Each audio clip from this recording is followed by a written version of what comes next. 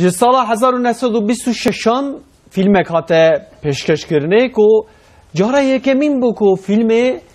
yê Kurdî bû, bi navê Zare bû.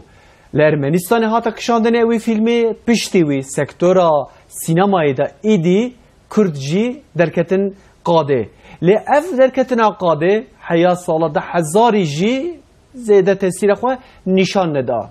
Rewşa sînemaya Kurdî îro em ê li ser ekranên TRT Kurdiyê biaxivin. Bêka di çi astê de ye. Sînemaya Kurdî dema ku meriv bêje kîja fîlm dikevin, kîja kategoriyê meriv çawa binirxîne evî filmê sînemaya Kurdiyê ji bo Kurdî hatiye hazirkirinê. Ew kesên ku filmê xwe dikişînin ne Kurdin lê bi şêwaz û tarza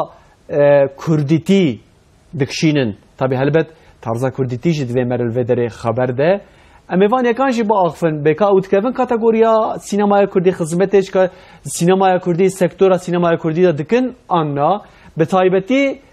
bernameyeka li ser sînemayê li ser hunerê îro em heya saet 11 saetekî em ê bi hevdûra biaxivin bi saya mêvanê xwe îro li stûdya min mêvanê min Ramazan Turgutê. Hêjeyim tu bi xêratî serçavaratî. Spas malî ava. Hêjeyim min ez te wek mamoste te zanim lê tabii xebatê xizmeta sînemaya Kurdî jî li heremê meriv pêk bîne û li wek bêje erdnîgariyeka wisa de meriv pêk bîne helbet gelekî zehmet e. Duwarê sînemayê de em piçek te nas bikin çi xebat te hene bir temaşevan jî te baş nas bikin dura hîdî dime berê xwe bidin ser mijara xwe. Belê. Xebatê me ses sînemê sala 2010 de dest pê kir. 2010 weke komekê me ava kir çend hevalê xwe rê ji bêşa sînemayê mezûn bûne. Manavînekê jî weke zanîngeha qedemî danî. Li heremê yani li herema me Kurda memezega vî vahillahiyeke hunerê heye. Belê. Bi taybetî jî valahiya sînemayê baş e bû. Erê her çendî roman û berhemên helbestî hadin nivîsandin ji hêla edebiyatê ve lê berê me dît sînema kêmayek tê de û meydana sînemayê gelekî bakîr mabû, vala mabû. Entikê ser sînemayê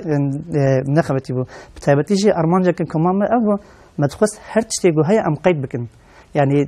ihtimal hebû ku cana jê me ne tiştê ku me çêdikin ne profesyonel jî bûn. Ama me dixwest ji bo dîrokê bin we neqeydkirin. Bi vê armancê me çend hevalgan hevdû di sala 2010 de me bi navê zanîngehê me komeka ve kir bi zanîngeha qedemî.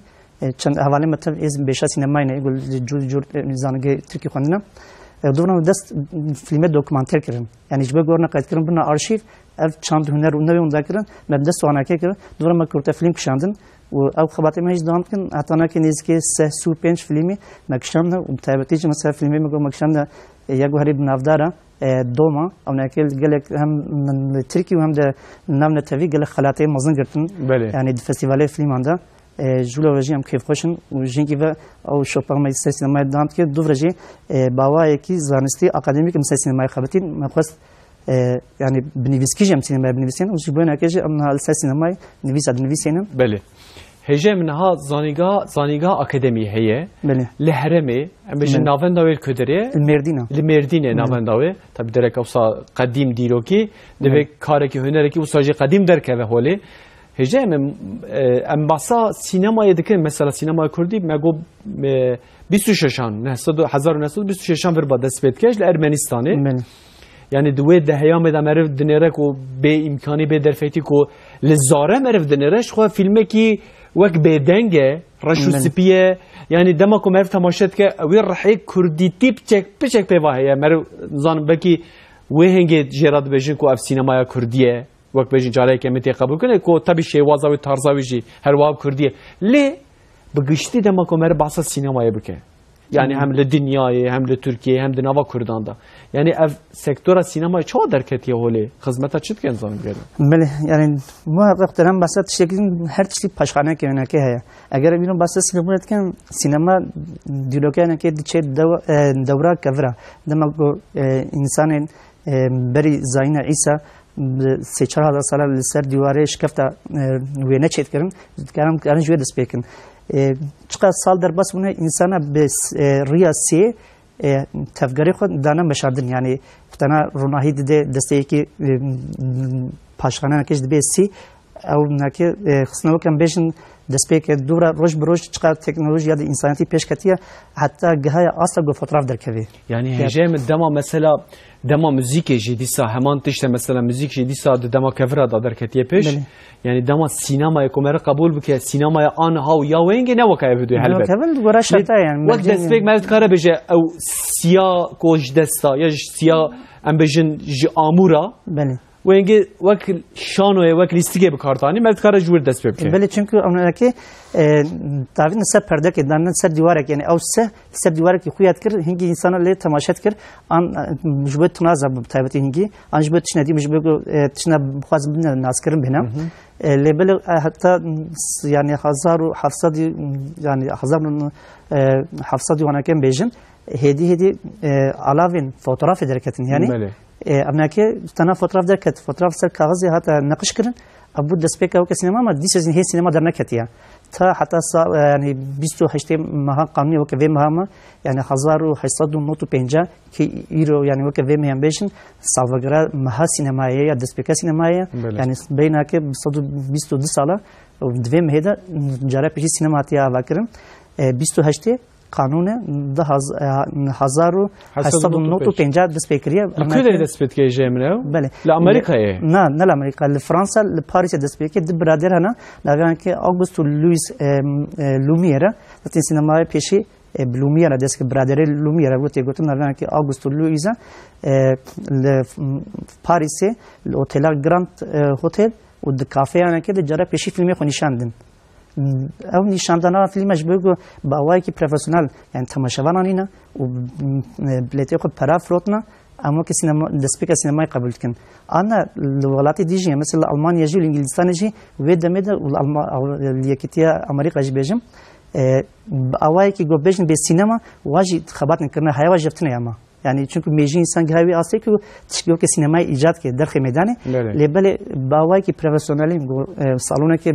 خراب که یعنی جهب میده و مشتری تا بفروشه اف برادر لومیر دسپیکش بولوژی و روژی و که دسپیک سینمای جهان دسپیک کن تا بختنا سینما دسپیک یعنی جواب هنر کنو انسان خوازیت تشتات پرده دبینه زو بلغ بو یعنی پیرم ساله که لهم باجره اوروبا مازن تبع بلابو لبرلین لبارسلونا به حتی نیویورک یا استانبول جات که نشاندن اف چاوا چید می او برادر لومیر ناوی و جهازا خو سینماتوگراف دینن یعنی بینا بیمه کسی گو و پروادت کن و چه نوع باجرام و اون فیلمی گواه کشان ده فیلمی پیشینه اون اکیش راستی یک بجا بفیلم نه بفیلم راست دکمانتر رژیان روزانه قمر دانینا مثلا تنها ترینکتی او ریوینگی چاود کبنو درد کبن و نشانده افضل بیو که فیلم الگورا شرطه اینگی نوی فیلمه اما گویک منطقه فیلمی ایرو بفکر نه فیلمه که دکمانتر قمر دانینا نشانده یعنی تنها کارخانه خود درد کبن و نکی نشانده اوجی فیلمه که یعنی که زاتن 2 دقیقه 3 دقیقه ارمانج دور دختنام به سینما دسپیک سینما جرا پیشلی سر پرده با اوای که پروفسیونال بلد دانه فروتن و انسان آینه هیچ نگو به داره چیزی تماشا کنه جم یا دنیای بفرنگی جم هدیه برای خوب دن یا حرمامه یا کردی لودری چه دسپیک که معلومه هر تشت به وقت بشه تقلید دسپیک که یا جی مرف دبینه دسپیک که کج اروپایی جی 1895 اوور و نزدیک و چند ساله می یعنی 1926 ام گلکی درنگ گیشتن سینمایی مخابن چیه سدم چنه اول وی هنگی ام بجه مثلا دمازاره دست پید که و دکشینه وی فیلمی دوشینه وقت بجن روشکا چوا هیا نظام گلو او سینما کردی برد که یعنی ولاتی پیشکتی دمشاره جهانی کمین ده مثل امریکا یکیتی امریکا و انگلیستان دمگوشاره جهانی یکمین دست یعنی دامد که نزدیک 4500 سالن سینما تینه بکرن یعنی چکی غریبه یعنی لهله که انگلیستان نوا شرطه یعنی شرای جهانی یکمین ده ولدوره که هنرها خو پیش داده بی مثلا یا جبرگ و انسان تو سینمای باور که پروپاگاندا کربین یعنی همان دمه وقت رادیو یعنی وانش نوسا بله یعنی تایبەتمەندی که سینما یا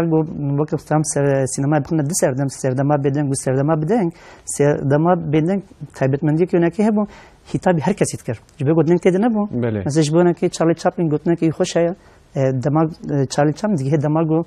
سینما بدنگ چید اما جغنا فیلمی که پیو فیلمی خو توا بدنگ چید که شاید پرسنت چما فیلمی خو بدنگ چنه که گفتن که گله که با کش خوشه دماغ تنس فیلمی خو بدنگ چید که هر کس میفهمد که اما اگر از به انگلیسی بجم تن ایگوز انگلیسی زانی یش میفهم کن یعنی دوی دمیدم سینما وک امور که پروپاگاندا وک امور که گل هینی تایبتمندی تکنولوژی یا مدرنیته بکن بکارتینش بول لوا بازار پیش دچه جهله که دشاردنا جهله که هنر خو پیش دادم یا مثلا یا راستی صد خوازمونم سر اوکی یعنی یا سر کردی دماغ مروی یا زاره دنره جیانه که روزانه هر وداره از باورم وحشمندی چه نکرده نه صاحب وقت پروپاگاندای نه ایون که نه تا بری گم بین زار فیلم که دیج درکت و سال داوی بناوی گراس سه در هنر آمریکا سال 1925 دا یعنی بری زار سال که Ankara yani jivere dest revingiye ketken bawa ki dokumenteran belgeselan bejin bu ne dest petke hatta çe Basra joji aşirete go god bejin be yakro da bakteri aşireti eğer لسر نقاشن هنجد به فارسین هنجد به کردن اگر ما کرد قبول بکن وقت دست پیکر گوجاره کمین کرد سینمای دخویات کن سر پرده خویات کن از دا فیلم گراسه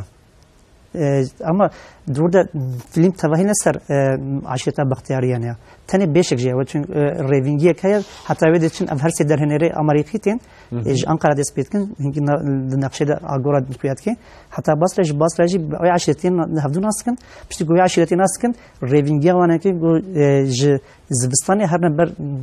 ولاته که گو گیا لحظات نوی فیلم او گراس یعنی گیا بیشن چیمنتی معنی درود نقاش يعني هنجد بيجن او عشرات كرد هنجد بين كرد فارسيه ودوفرا بيبنا كير سالاغو بيجن 26 يعني 1926 لارمنستان جاري كمي فيلم كي غدرهننا كي همو نك زياره كي او ارمنا يعني نكردا اما فيلم كي بناوي زاري كو وك ايرام دسبيك سينماي كرديم قبول كن دكشيني دفردا بريونا كي مثلا السينما جهان ده 1930 جاري كمين فيلمي مجارتي نكشاندن يعني اقتنا جلومير برادرين فيلم دس بيت حتى 1930 فيلم توايو كدوكمانتيرن يعني اوا هيك كاميرا دينن او تشتي قلت لنا كيا كلمه دكشينن بيشتي 1930 فيلمي مجار انكو بيجن سيناريو تين بياسي دات كمان یک جوانه که اوی زاره یعنی او درنه ارمنی جیانا ازیدی کرد اگل چه علاقه از کشاندیا و این وقت نمی‌دونم بزن یعنی او مجربین او سناریو او هواتنا بینه که تشتکی گلی که با کشل گوره شرطه گم بحث کن 1926 یعنی. بله نه حوالی میشه آماده بکن فیلم زاره برشت سپیه بدنگ هات یک شاندنی لی وقت بيجن بنيفيسا وقت بيجن نيفيسا يا جيري هاتي نفساندني يعني مرد زانكو تشد بيجن ودري اخفتن تنن يعني بهدورا ده خبر ددن موزيك هي يعني وقت امر بيجه دوي دمدا دوي سردمدا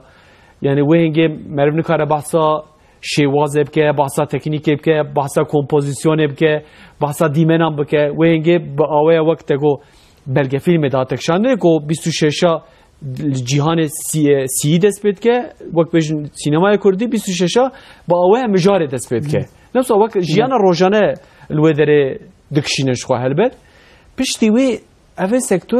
سکتور سینمای کردی مخابن دیسا زیده پیش ناکوه و اینکه چید به یعنی وی هیام دا چما فیلمی که اوسا پیوست به یا چی که اوسا هی انزامان که شو یعنی تایبت مندیا سینمای کردیان گمبست کن اجبه آخر کردستان دنف چهار دولت بلا بو تجاری کرد نگهنا آسته که گو بگن هفدو به هر یعنی فکر که کولکتیو آواب کن جبه گو چنه و یعنی شغل دواد چهار دولتی دی یعنی ایگو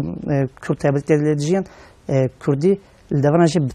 تواهی قد خبول الدورانش نسبی عن قسمی مثل ایران یعنی نه قد خیلی دشوار اما قد خب یعنی مثل ترکی تواهی قد خبول سوری تواهی قد خبول تابعی جبتی گو رژیم باعث سوری بسردست بود دم این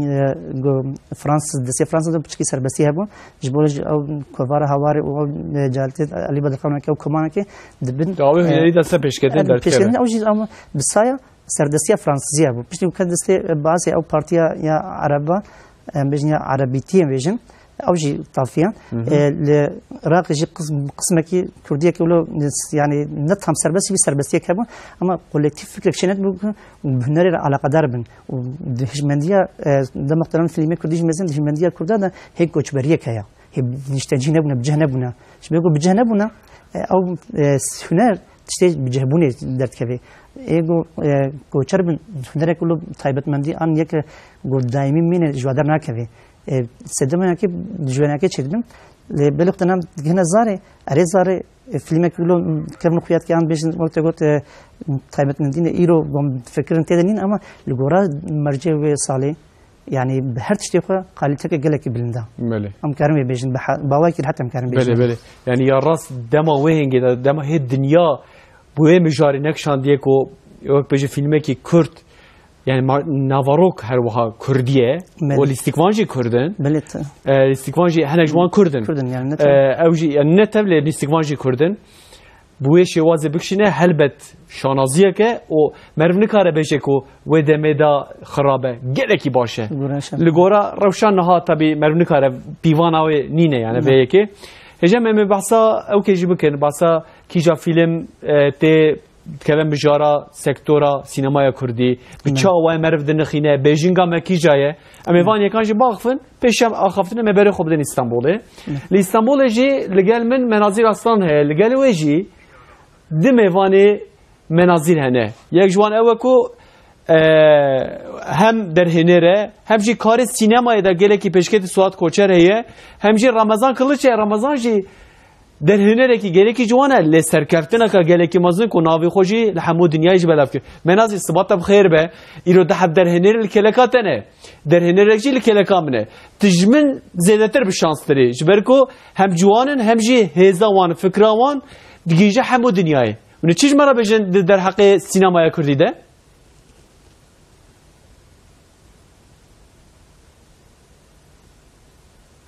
ولی روش باش حسین براستی جی مجاره که گلکی مهمه لورا مروف بی سینمای دنگ خود ده بهیستن به طایبتی جی نها نفشانو ین کل سر سینمای کردی تخبتن او چه دکن اما وی که جی مهوانی خو بپرسن لورا پرانیا سینمای کردی سر کشتن مرون به ولاتی سر وی مجاره گلو نفشانو دناف خباته که چاواده از اینها جوان مهوانی خو بپرسن ده سری ده در هنر هر چقاسی خوندکار جوانه که گلکی هجا رمضان کلچ و رخنگر جی برز بلند özduman اون geleki بخیر هاتن. از خوازم بته دست بکم رمضان ت به کورت فیلم کی تا gelek خلات بدست خستن. هم تکاره باساوی کورت فیلم خو هم جی بخوات کی ام تناس بکن رمضان. از نام رمضان قلچ از خاندکاری زنینگاه استانبول شهر از سینما دخونم را. م فیلم که سر جنک کوچبر کشاند او گلک خلاند گرد نکاجینه کی سر از چیروکا دنویسم از هنک سر کرت فیلم دنی دخوتم انشالله از واناجی و بهارا تی از واناجی بکشم فیلمی دی فیلمی تی پنابر دسترانه که کردی جی هبو او جی دوی ناو بری بو یعنی چه قاسی در هنر دناو جواکی ده چه ببینه وی نشانی گلدی ده تجی مجارا پنابران چه کربو مثلا لتركي ايدي ام بحثا جالك هجماره كمازن كنج بو بنابرن تا او تكارب بچكي دي بحثا فيلم خوب يا فيلما من اختاز ددكاتم دربا من کوچبر بر چوپا falan dedit مدگو يا از gerek چروكا وناجي ببيجم دنياي او هنا كي مرا درت بو مگو از چا ببيجم از او ماكينه فوتوغرافي هات اخلمه مگو تي كالكيما وانا اشته حجده دهاني مگو بلکه از اها ویانه کی تخمه فکره کردند فیلم که باش بکشینم باشیم اما نک مه کی اکر سروی فیلمی çalışmış bun ev filmlerin de ket meydani jiyana koçbara zar zore gerek mava desti xattı xabri kevera sadece emna ev nedeni ev toplamada ki hebe gerek em desti xattı xaberiya فیلم ما خلات کرد جیان آنها ما anlatmış dünyayı kır anlatmış Türkiye'yi kır buna ma zafrım bu. Ev یک جهه مثلا تهیجی دخوینه رمضان مثلا پلانت پروژه انت چنه یعنی وقت درهنه کی کرد به آنجی کسی کی هشت داده به آخ والله خوازم ببم وکوینا yani neka لتنه از دخوازم ببم چیروک بیجی کی باش نویسکانری کی باش از یاشار کمال زف حزکم از چیروکی ویا زف حزکم نکاجی از سر نکی کرت فیلم دنی دشخلم یکی جیانا ماموستای کی کرمانجه از بیا بکشینم فیلمی يعني إيدي أو مجار يعني از نظمان جي بلكي كردي بدر هنرجي ليستيكوان جي هر كس بكردي شبكن Yani bir Kürdi yine Türkitici ya aslında bir Kürdi tine zanen hani hem Türkiti hem Kürdi dışkılan bir Türkiye'de. Bunayı az dıxazım ben filmimin hine ki Türkiye hine ki Kürdi bebe. Bakalım filme geçecek ortaya. İnşallah teyip serkeve. Le az xwazim mijara sinemayı derhenereki derbasi rexneye bebim elbet. Her çi qasi derhener kefavaj rexneyane jî. Ere. Bülent o zaman gelek spasım tiji beşter bebe. Az xwazim veke bipirsim. Neha çi qasi teknoloji peş dikeve. Gele dehaman demeyde çîroka sinemayı jî peş dikeve. Bi taybeti jî ser mesela sinemaya Kurdî bêjim. Çünkü pirani ser kuştinê mirinê êdî nifşa نو سرچه بکیانجی دوی چه بکی؟ ام گاوا مزکن تاریخ سینمای کردی سینمای کردی تیج گود لسر ولات سر سینوره سر کشتین مرنه لهندر وید آیجی کشتک جیا هنه نه سینمای کردی چهار پنج روایات را دکشینن در هنری کرد حاوکی جی در هنری ترکی در هنری فارسی در هنری ایرانجی سینمای سر کردی دکشینن اما وان چهار پنج ولات را نها تکنولوژی هاتیه در جاوی ما گنج ما لسر تکنولوژی را به جاوی خون بگرن اوکی تاریخ ادبیات کردی لسر احمدی خانی هی yani memuzin kışandan cirokavi ama me he jiyanavi nekşant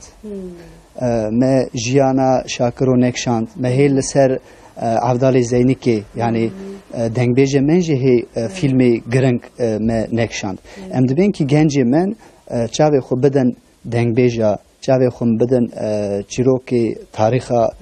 kurda le hondri wanda ciroki per grenk hene yani em wana gava bikşinin lehonderi cihani sinemayı da per gering filma dibin em çavê xwe jî fikra xwe jî em alî evkê bikin çîrokê xwe bikin lîstikwanê me jî zimanê filmê giştik jî bira kurmancî be kurdî be Niha Ramazan bihis belki êdî ew çê bike Az belki şey bir person. Mesela yani devya derhineri heyecanın, derhineri gencanın mezetkem iza wana derhinerin genca filmi gering gumana mehene wana çediken çünkü teknoloji jwanra şogole wan per evkar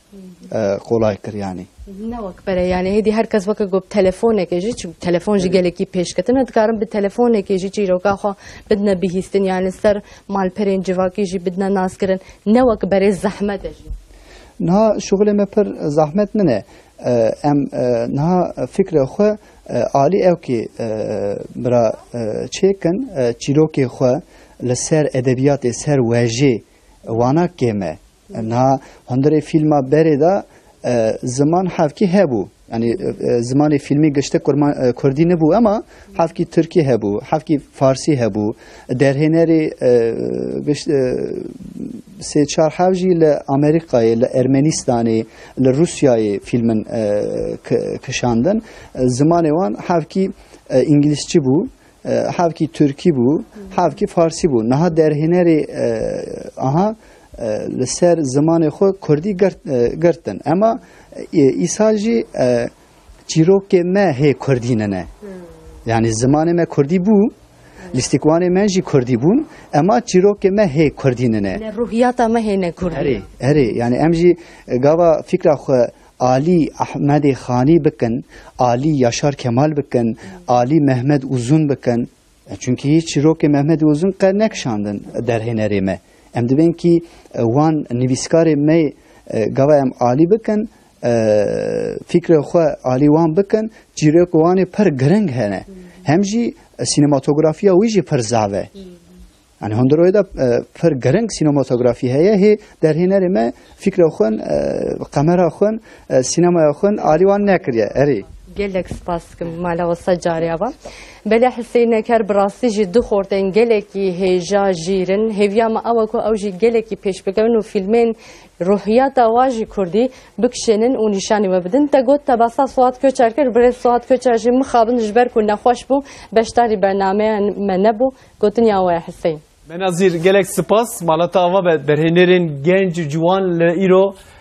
میوان مناظر بون گلک سپاس مناظر مالتا آوابه ایرو سینمای کردی هم داخفن تماشاوان هجا لی ام هاتا انستکاوسا کو ایدی ام بنام وکن کیجا فیلم که سکتورا سینمای کردی مرد کاره بجه او سینمای کردیه یعنی خدمت سینمای کردی که معلومه گلک نقاش درکتن هجا مد دربار وی کی داجی یعنی سینمای وک بجن درهنر نکرده لی تارز و شیوه که کردی دنفسینه یا جی نفساندی و کشاندیه او خدمتت که دوردا بالعکسی ویجی شد و برواجی ویجی شد یعنی کرده در هنر کرده لی شیواز و تکنیک یعنی تی علاقه به کردی تتنه دوردا سچا پرس درد کنه پیشامه مرف چوا مرف بیجینگا مرف کیجا فیلم که به سکتورا سینمای کردی کیجا ناکه قسطاسی مچن نظرم گلو یعنی مرف چوا بلیو بکه یکی بله جبهه سینمایی که نتوی ام بس بکن مجار و یا هری گرینگ و یا سرکه دبی زمان به اگر فیلمی که وام بجن مالی سینمای کردی اف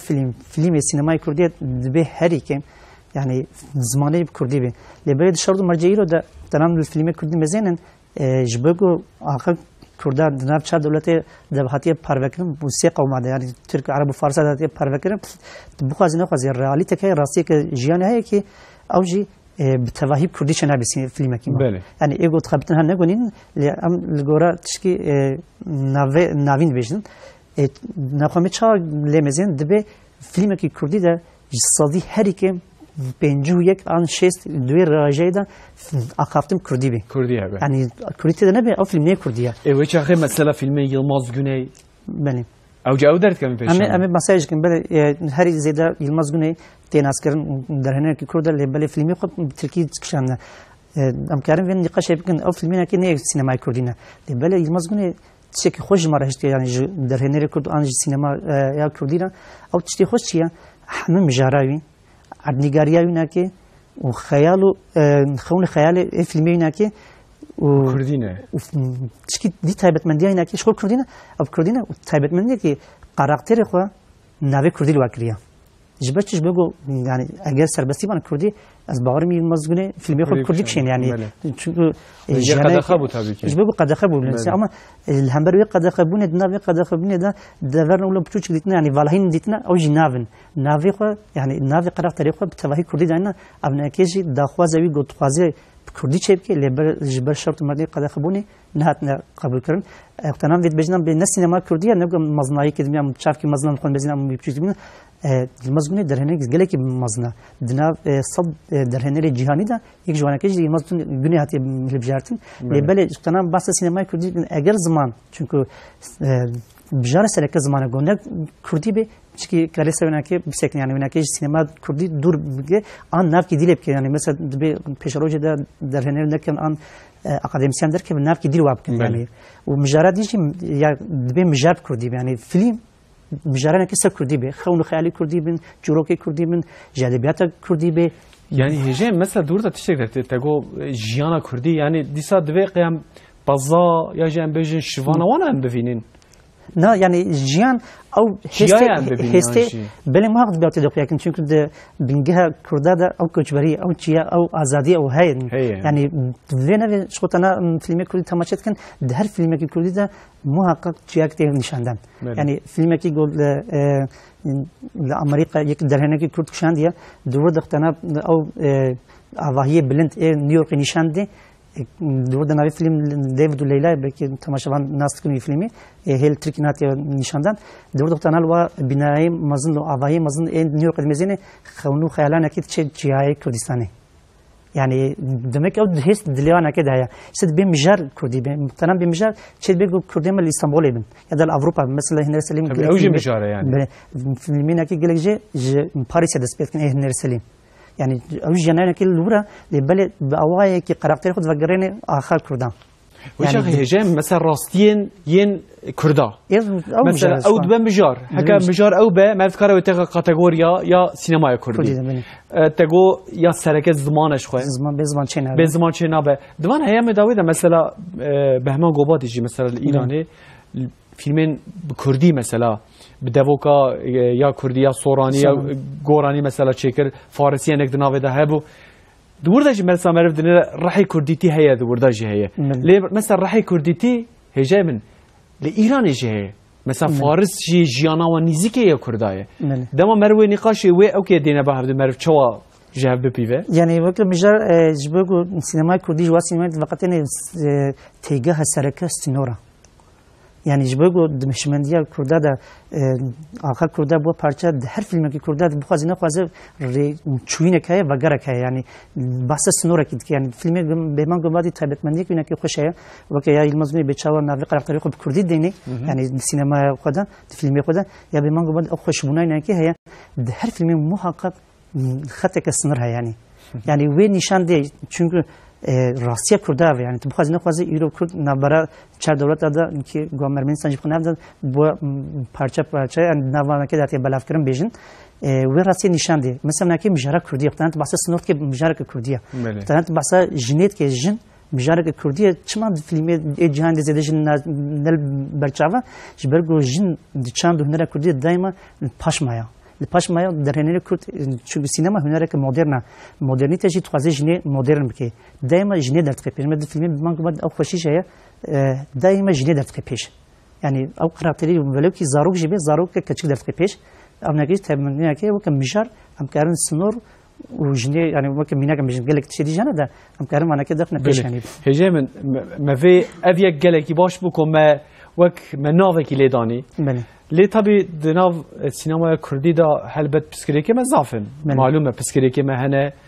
بسكريكي ما مرف جخيني ابوري يعني طبي الدنيا حميل سر ابوريه سر بجن وك بجن پره كو ايرو ميوان ما لحوليري بو شاخوان مصطفى او يگو لحرم كردستان عراق بسكريكا ما هري مازن تكنيكه او ابوريه طبي للدنيا مثلا ابوري وتكنيك بلكي بجن بسكريكا يا هري داوي به لوي درج بكي مجارو بجن تماشاوان به بكي بسكريكا هري مازن يا جي ريكلام به تشكي دني به سينما كردي ده چيه في مثلا بسكريكا ما چنن نظام قالوا يعني بسكريكا سركه او هشمنديه كولكتيف اوانه بنامده وهم هيزا سينما فيلم نكرنا يعني قال لي كرد هيزا سينما فيلم نكر اف ملتي جو بيج چنا هيزا سينما زو فيلم كنا جبو زو فيلم كنا سينما بيج چوا جبولو دولتي وانا كي ان ريخستين وانا كي سازي وانا كي علي كاري دانا سينما يعني مكتب يرو يعني وقت تشتكي روزانه بيجن بس فلسطين تكرم بس قدس تكرم مثلا فلسطين حتى دمك خد دوري سينما تكرم وقت السينما تشكي نباش ديتن اللي بتيجو تيجي كي سينما تشتكي باشا فلسطينيا سازيه كي سينما يفكر وفيلم سينما درخصن بتابتيش دوكيومنتري درخصن دوانا كده شبو قالوا اف دوزا فلسطينيا تشي او دانا نشاندان مثلا خوش الدنيا بسينما در ناس كرن يروح تنام بس مثلا حلب شجت كن جبوي كردن بيجن أريجل جد بعواي كسياسي فكرن لبلا الدنيا ناس كرنا حلب شيء بسينما كردية متابعة يجي بفيلم جو وقت فيلم تقديره شو بما جو بعد يقشنا وهنا السينما بيجن يعني بس قتلهم حلب شيء كرنا إنسان بصايا من أكيد مسح حلب ناس كرن أري إنسان بوليتيك بعواي كي بوليتيك زاني محلب شيء قتلهم كليبو هاتنا كشتن إنسان معصوم لبلا إنسان جريزة إنسان نورمال بيجن يقول الجوا كده وانزاني بهايواش حلب شيء بهايواش كردان أبو ريا سينماي مثل حتى ناس كرنا ابنا كيش تشكي خوشه يعني او هشمنديا كولكتيف ومزانه بسينما جبوي ما تشيا çünkü مهنجي بيج için مثل تشكي ديجي نبونا تماشاوانه اري مبسط تكنيك حواله ما ال حول ريجي باسكر مثل تماشاوانه سينما كرديجي نيم يعني زمینه که خوش بکن دم که الولاد فیلم به من گفت ادم حسب سرخوش فتنات نشاندن لآوایی که وقت سینما وکری نشاندن اشاره داری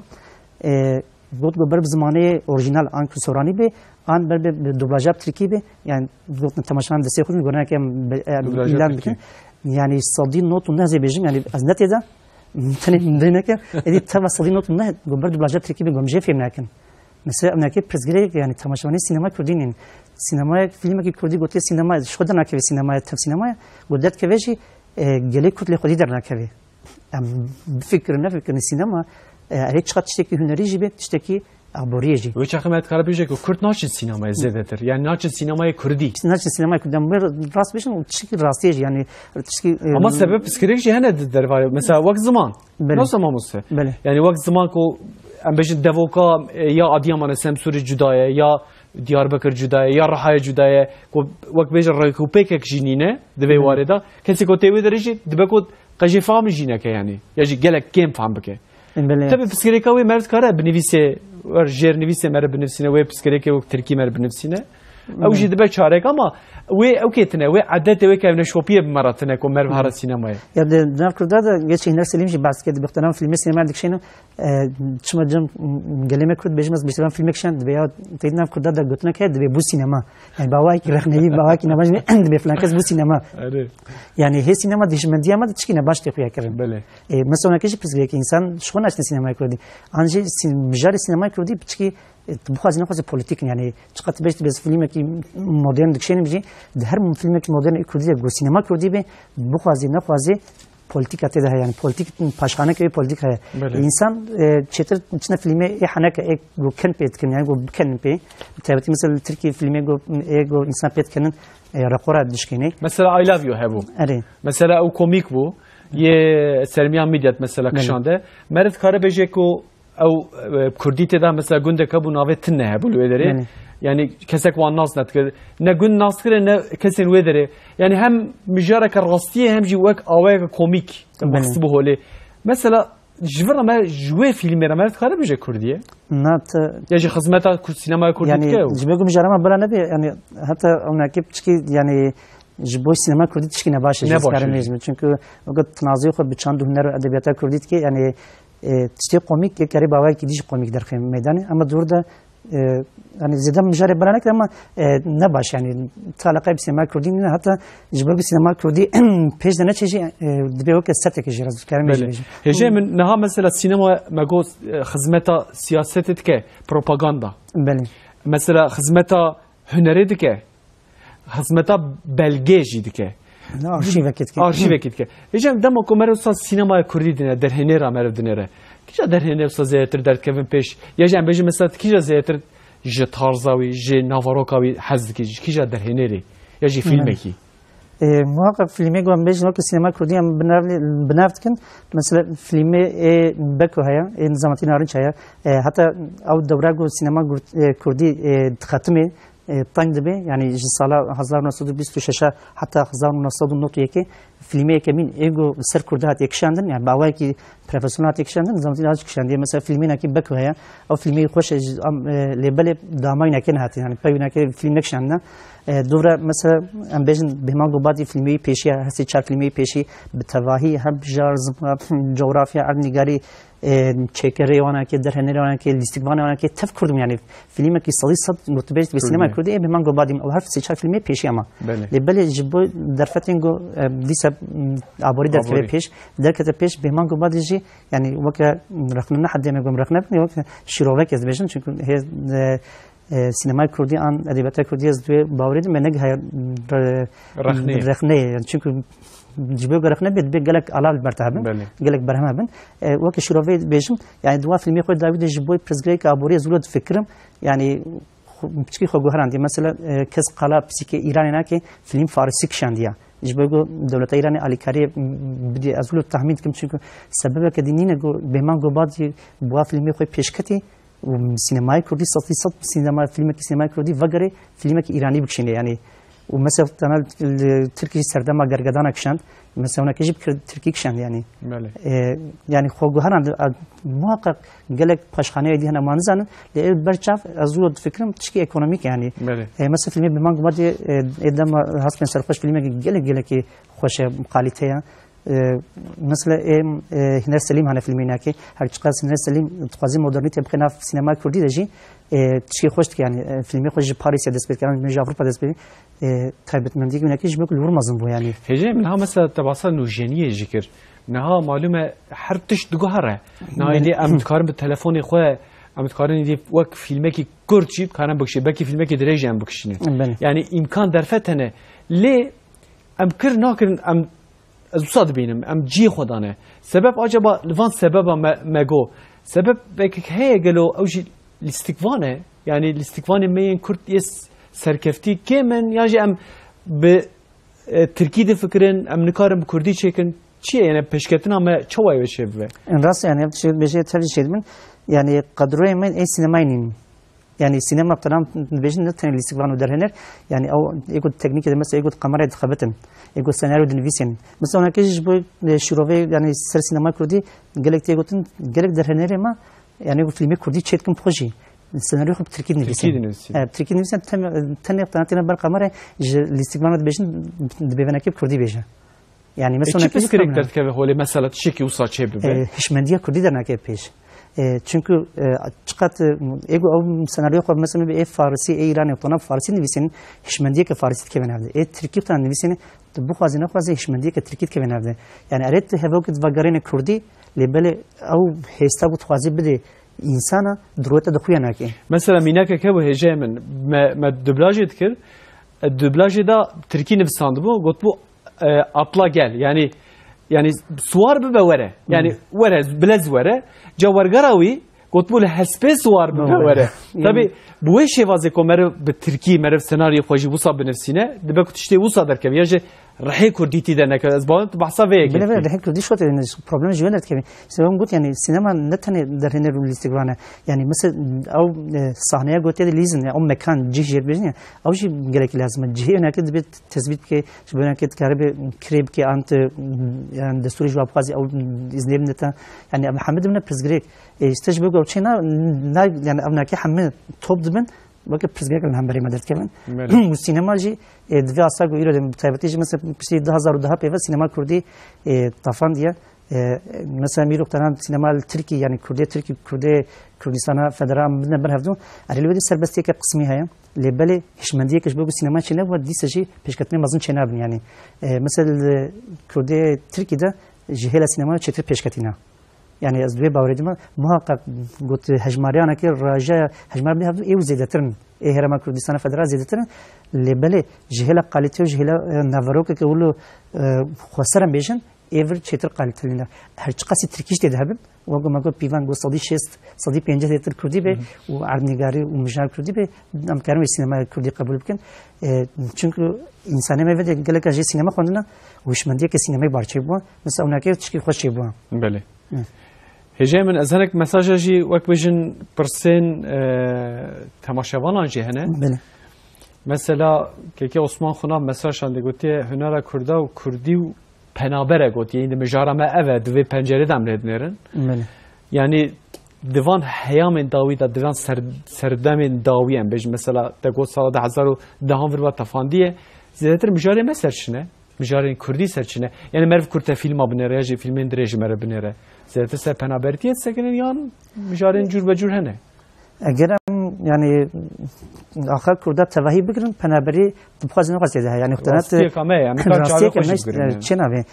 حالا پنابر مثل اختنات بیمان گم بعدی 20 نور دخلنا فیلمی خدا یعنی دوره گفت چه دیجی او عالی سنور دیجی کردن بله لیبله اوایی که پولیتیک و اوایی که جغرافی اختنان بزنه سنور در باست که yani penaberiye mesela xizaniye mesela ne devlet buna an ne azadi buna prezgereke yani bijari sinema kurdi bejin lebele vinakeş biyanaken sinema kurdi ba avay ki aşkar her sinema beji sinema kurdi sinema ki alogarik yani sembolika her tiyana ki sembolat beji yani uhtana filme ki koda karaktere ki me bejin glizeni muhakkak avjin sembola nişane tiştekiye dibe temaşavan ve avaylemezin anla tanıt bağay ki bu jin derketiyet lemezini nafim kiran çünkü derheneri Kürt an sinema Kürdi ne kere gora şart merce iyi gibi aşkara her tişti beje sinema zaten hünerek ve şart ya bit her tişne aşkara be hince hin tiştaje av temaşavan je derkin yani ihtara mesela dimene çiya koyatkin ya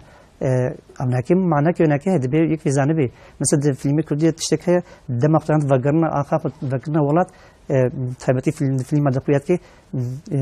سواره بنش سواره خوب پیاد کردن چون آخی ماشت کن یعنی افسمبوله که والیگاری که یعنی نور تشتکی راستانه ایسته بریا ولات که یادم بریا ورکی هاتیه معنی که نکه او ماش کردن معنیه بله هجای من تماشاوانه که ما جسوریه بناوه یوسف مثلا شاندیه گوته سوات بخیر برنامه زافسر خیره به